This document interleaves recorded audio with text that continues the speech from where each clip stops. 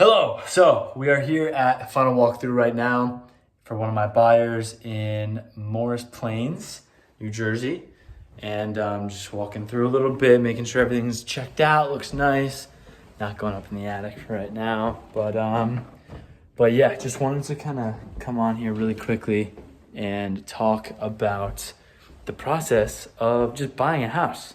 It's a long process. I feel like I haven't really gone over this. I'm gonna put it underneath the Do Real Estate 28.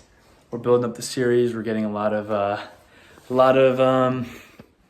love, I guess. I don't know, not really, but getting a decent amount of views. So I might as well keep it up. So, what does the home buying process look like? So, when you are saying, "Hey, I want to buy a house," you technically should go to a mortgage broker first to see how much you would afford, but my recommendation is probably going with a realtor because they are going to be with you the most throughout the whole entire process. So finding a realtor that you like and you really can mesh with and you trust, and they are someone that you should work with. So you go to them, you say, "Hey, look, looking to buy a house. This is what I'm looking for.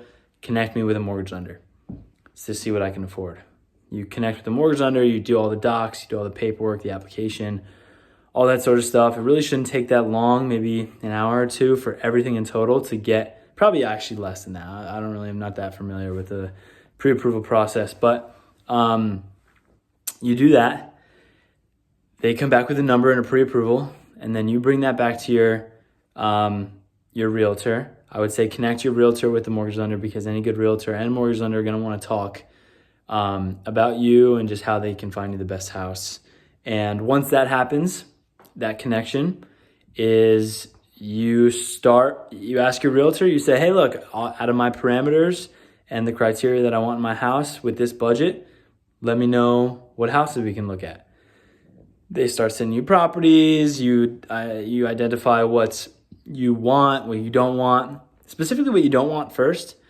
Say, obviously the baseline criteria of like 4-bed, 2-bath, etc., budget, all that sort of stuff. But beyond that, say, "I don't want to live on a main road. I want to be in a good school district," all these different things. Not pros and cons, but wants and don't wants. Once you go through all that, the realtor and yourself, big important thing is you also search for yourself. Don't just let the realtor send you whatever property. I try my best to send every single property over, but a lot of the times my clients are really busy people and I don't want to keep spamming their inbox with every single property that comes in the market. So obviously every single morning I'll send them an update, but I usually only send them like a max of like 3 to 5 properties, any property that comes in the market. So you should be looking for yourself and send over properties that you like directly to your realtor. And when you do that, it makes just the process a little easier. You say, "Hey, I like this property because of X, Y, and Z, and let's go check it out." So what do we do from there? We find the property that you like. We go to the property, you say, "I love this property, I want to put an offer." Your realtor will then say, "Perfect, let me call the listing agent, get a list of things." Right now in New Jersey, it's a very competitive market. Houses are getting multiple offers pretty much in every single scenario. And so the realtor will call the agent and will say, "Hey, look, I got a client that wants to put in an offer. What's really important to your seller? What are the competing bids looking like? How do we get this offer accepted, etc." And they'll give them the rundown. I break that down to you in layman's terms as the buyer. And once we go through all of that stuff, then hopefully you get a better understanding of what that all means, all the contingencies, appraisals, inspections, all that sort of stuff. I'll send over offer paperwork, 17 pages long, pretty much highlights those contingencies we talked about, closing date, price, escrow accounts, all that's fun jazz. And we put that offer in. And we wait a couple days to the highest and best, preferably not. We get that offer accepted immediately.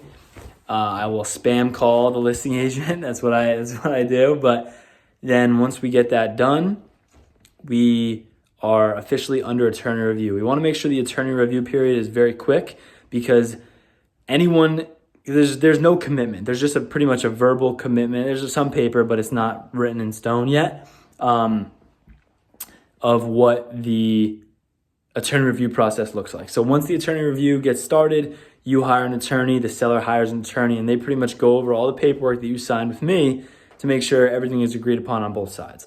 That usually takes 2 to 4 business days.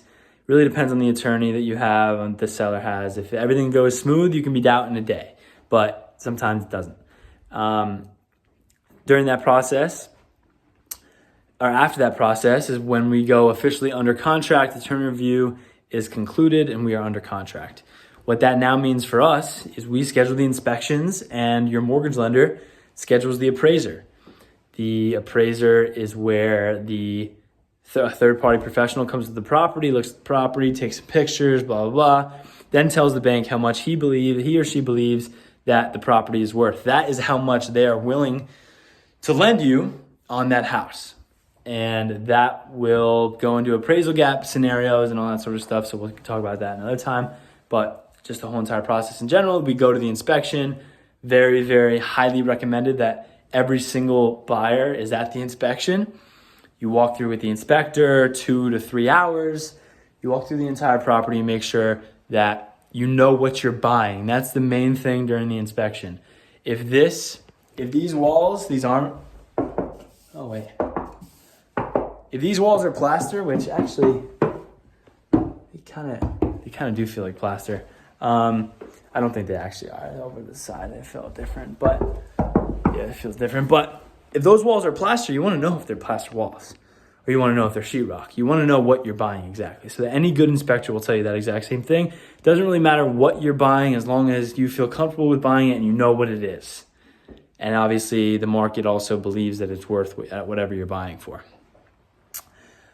And typically in a multiple offer situation, that will be the case, regardless of what you're buying it at. Now, after that process, we get the inspection report back. When the inspection report comes back, that means it's not a time to renegotiate the contract, but now we know things that we didn't know when we originally put the offer in, like if it's plaster walls or not, or if there's asbestos in the attic. Whatever that is, the inspector will find that, point it out to you, and that way we can go back to the seller and say, hey, look, during the process of the inspection, we found out X, Y, and Z, and we would like a credit or repair of $5,000 to fix it, or we would like you to just hire someone and take out the asbestos in the attic. That's how that goes. Now, there's usually a negotiation back and forth a little bit. That's where I come in and negotiate on your behalf, and we get whatever you feel comfortable with. Once that process is over, the inspection period is done, and that is when title gets kicked in. So title is not my area of expertise, but I work with some great title companies. And during that process is really where the buyers kind of just chill out and they just look out for their email inbox. A lot of attorneys will just send you updates and paperworks and addendums and all that sort of stuff to sign, making sure that you're good with everything and you understand what's going on. What the title process goes over is there's a title history, just like a car or any major purchase like that. You want to know what the house has to its cloud, to its history. And what that means is if there's any liens in the property that you don't know of, if there's any special assessments coming up or anything like that, that will be picked up from the title. Now, after title's done, title will be clear to close, and during that time, during the beginning of that time is when the mortgage commitment will come after the appraisal. All that sort of stuff is all done. Once we're through that, we get the clear to close from the financing, we get the clear to close from the title, and then the attorneys will gather all that information pretty much and send it out to the other side. Everything will be all checked out. Then we set a closing date and we close on your house. So welcome home. And if you have any questions, let me know. I kind of just threw up on you there. Let me know if any of that did not make sense.